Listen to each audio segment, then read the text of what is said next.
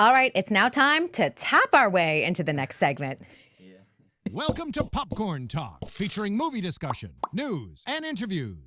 Popcorn Talk. We talk movies.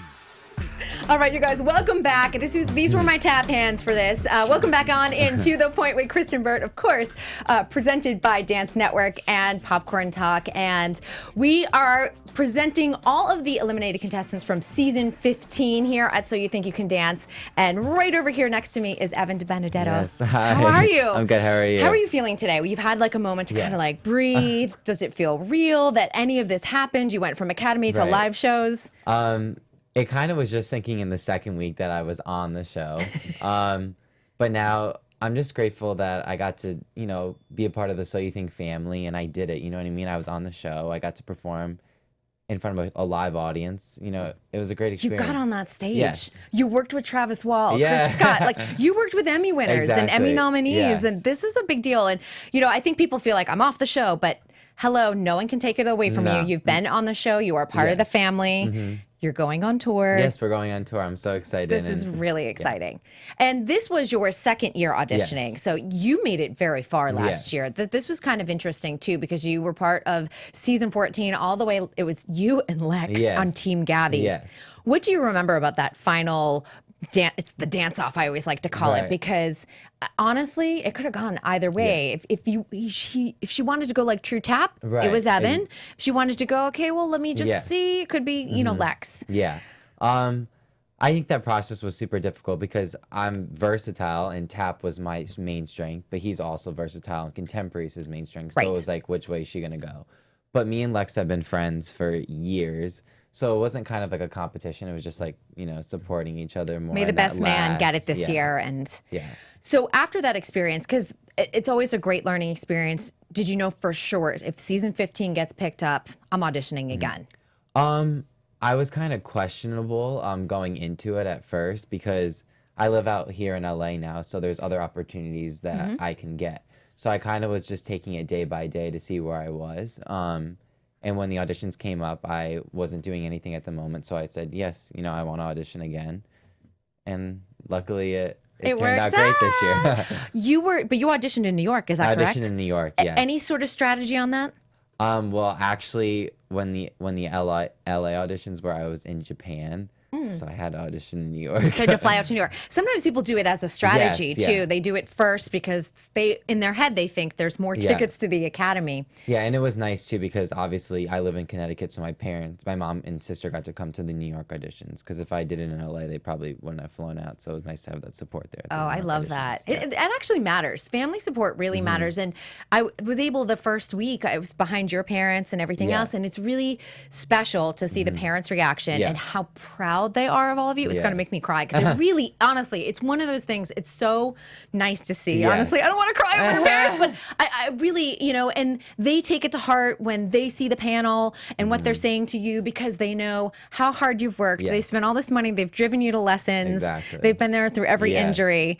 What did your parental support mean through the show? All of your family. Yeah, it meant so much, especially to have my grandma there because she doesn't really get to see me perform as much anymore because as a kid, I was back home at competitions doing that. So when she got to see me there at the live shows, living out a dream that I've always wanted to do, it was everything I could have asked for. Oh, now I'm going to cry too. I was like, that's so great. No, it is, and I think especially for a grandmother too, like knowing that, this is a great opportunity to get on a TV set at CBS Television City. And I don't know if a lot of people realize this, but it's filmed in CBS. This is where they filmed like the Sonny and Cher show.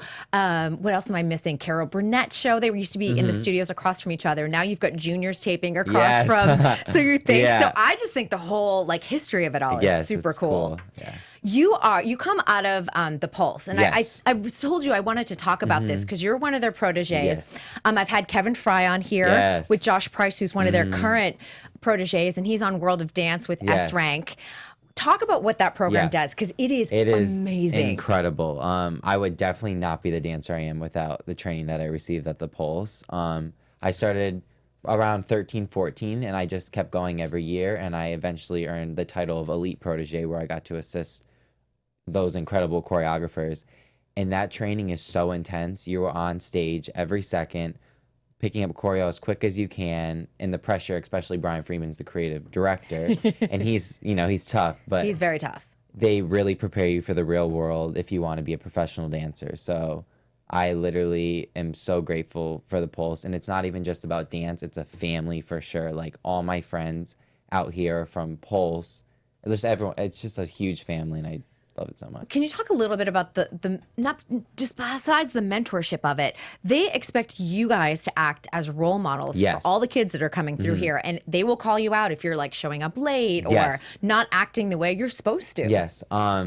You know, as an elite protege, you are a role model, and the dancers look up to you. And during the classes, they expect you to pick it up right away. They say, turn around, face everyone, and do it. And that's really hard, especially when you don't know the combo. It's not like you know before. Right. And, you know, they want you to help people at the same time. So you got to go down. You have to help the kids. You have to be involved. You have to be on time early in the morning for the welcome show, or you have to, you know, help with registration. There's so many jobs that you have to do, but it's such a good experience. Like I love it. I loved it so much. It was my childhood, literally. I love that too, because Kevin was talking about, he said, we started off like the 2017-18 season rough.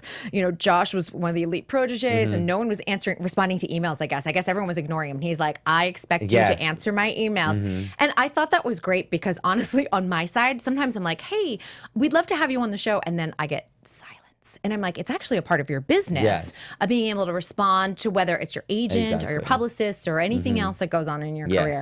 I was like, oh, this is amazing. Thank you so much, Kevin, for doing that. It's great training. What does this season 15 experience mean to you, I think, especially where you came back from season 14?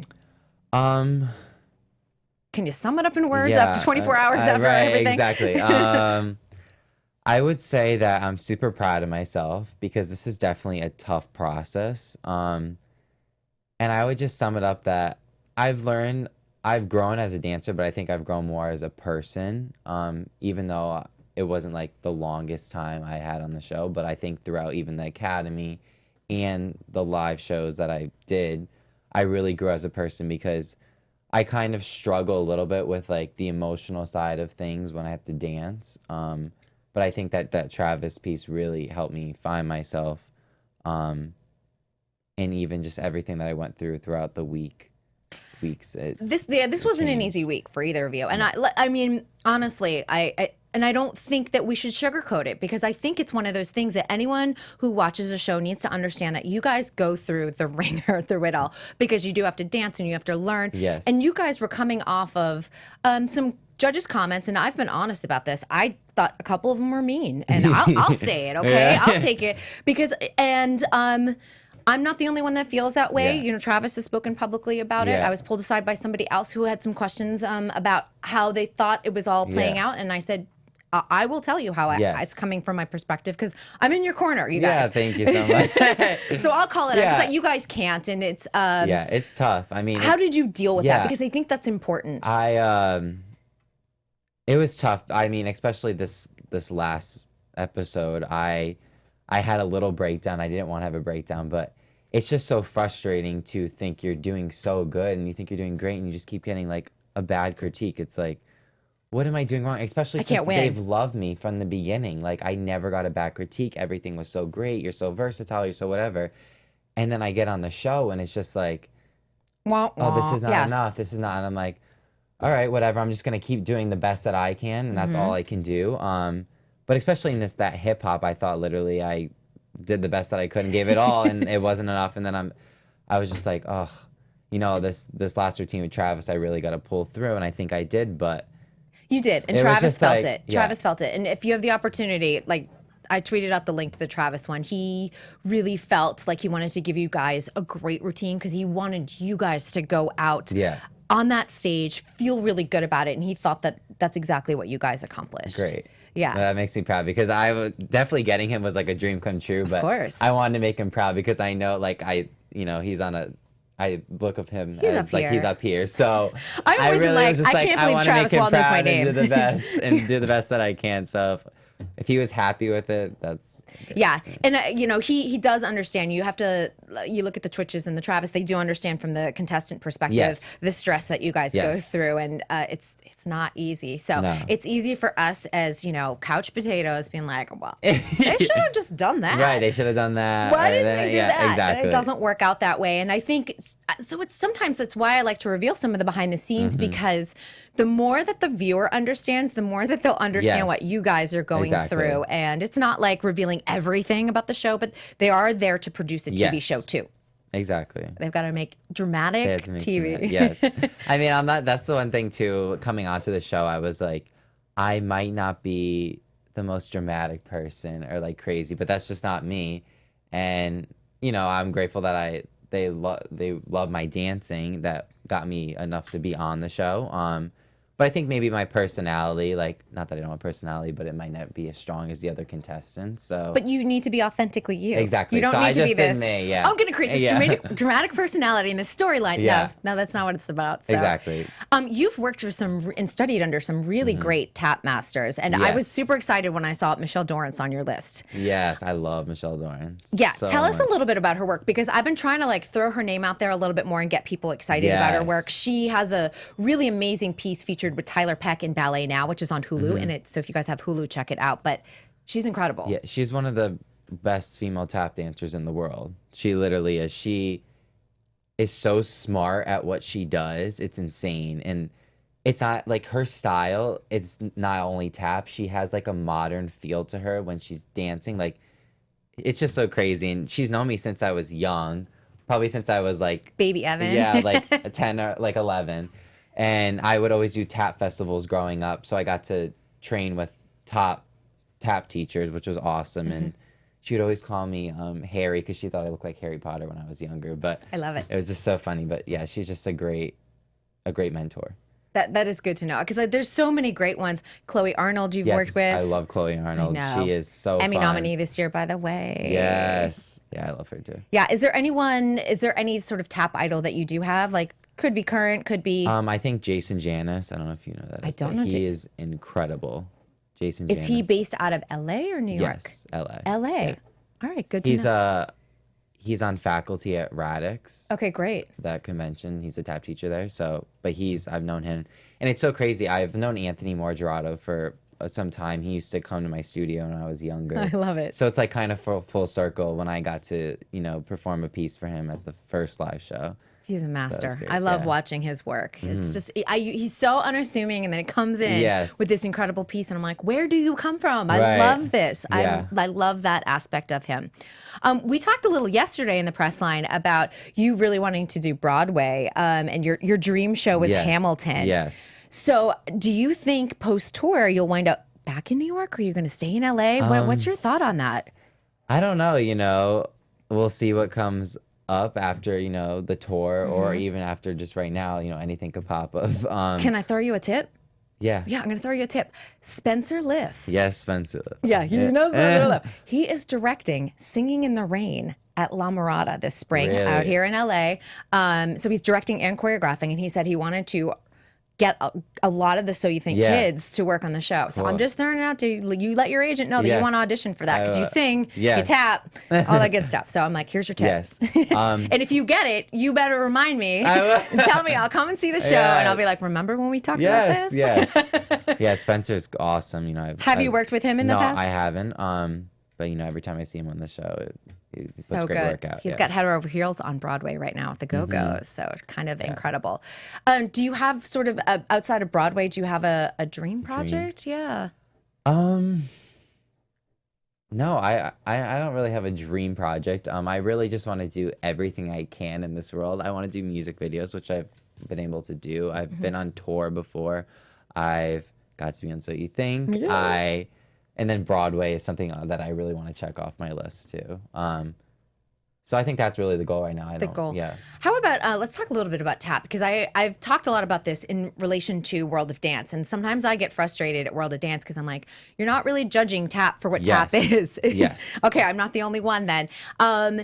What do you think? Is there something that tap needs to do to sort of bring it more to the forefront? Yes. What does the audience need to do because we need to meet in the middle on this so everyone has an understanding? When I think about tap, when I do it on the show, I have to think of song choice is a really important thing. I try to pick songs that people know, so it's more entertaining. And I know that people don't really know what's going on with the feet. So I try to make the upper body and the movement of everything look more enjoyable. I think that's really important.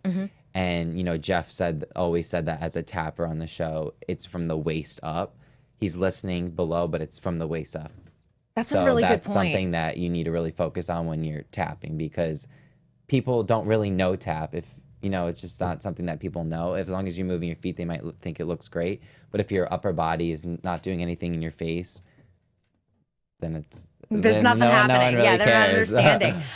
What do you think the audience needs to do? Because it's one of those things. I'm like, we've got all these great classics.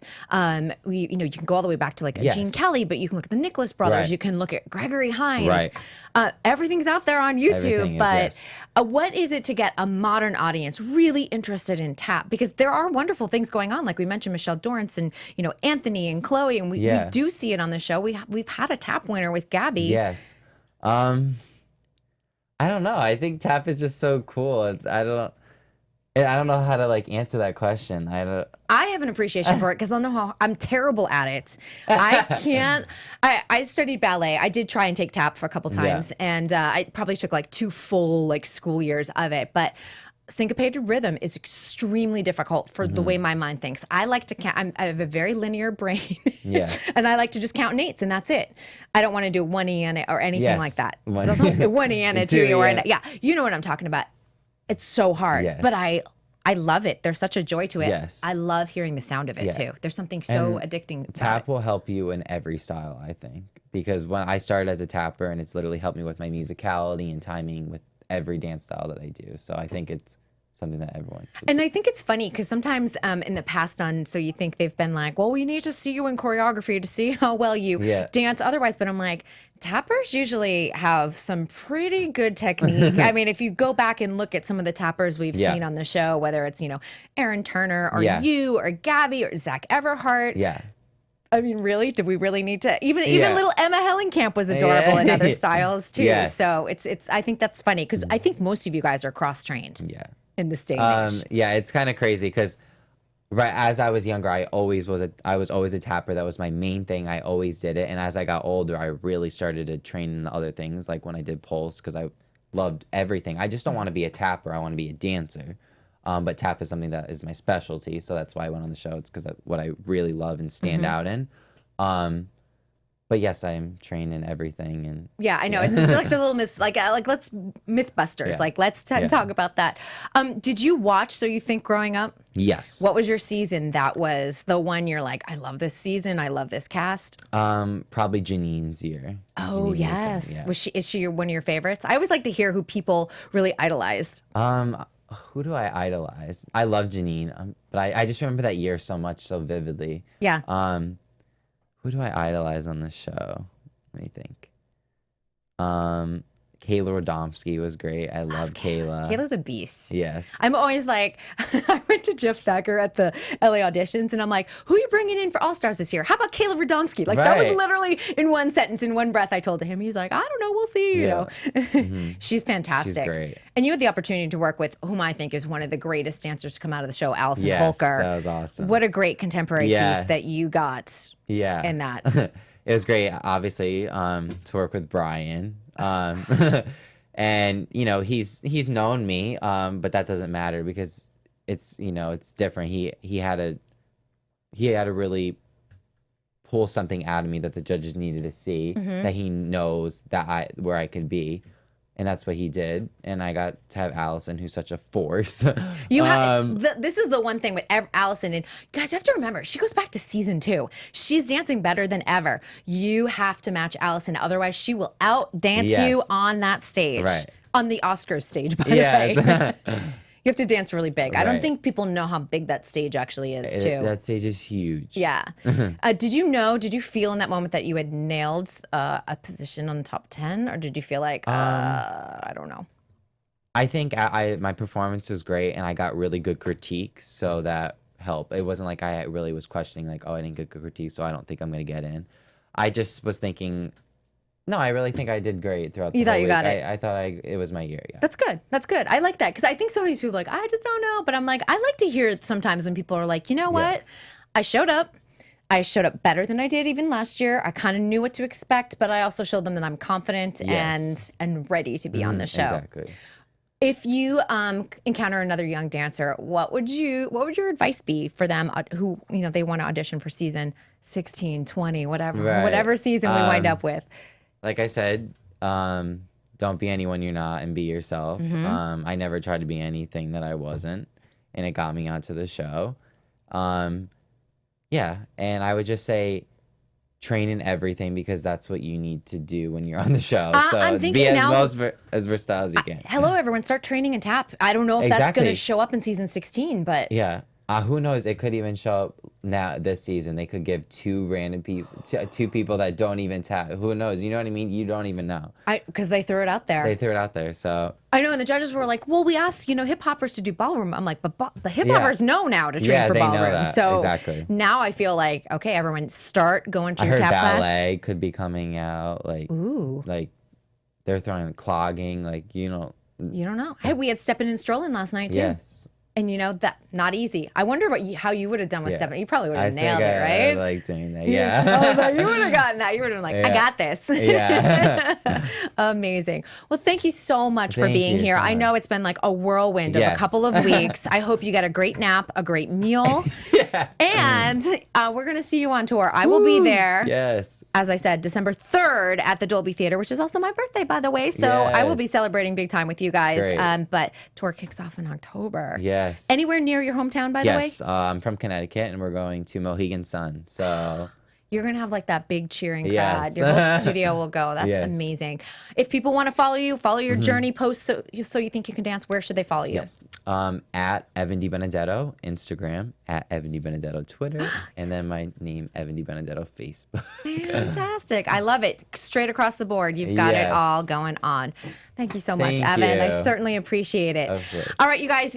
There is another episode of To The Point coming later today. It's our normal 1-hour format, and you're not going to want to miss this episode. It is Maggie Kudurka. She's known as the Bald Ballerina. She has terminal breast cancer. She's 26, had to stop her ballet career, but she's healthy and living strong, and it's an incredible story. So don't miss that. That'll be at 3 p.m. Pacific time, 6 p.m. Eastern time, right here on Popcorn Talk and Dance Network. We'll see you guys all later. From producers Maria Menounos, Kevin Undergaro, Phil Svitek, and the entire Popcorn Talk Network, we would like to thank you for tuning in. For questions or comments, be sure to visit popcorntalk.com. I'm Sir Richard Wentworth, and this has been a presentation of the Popcorn Talk Network. The views expressed herein are those of the hosts only and do not necessarily reflect the views of the Popcorn Talk Network or its owners or principals.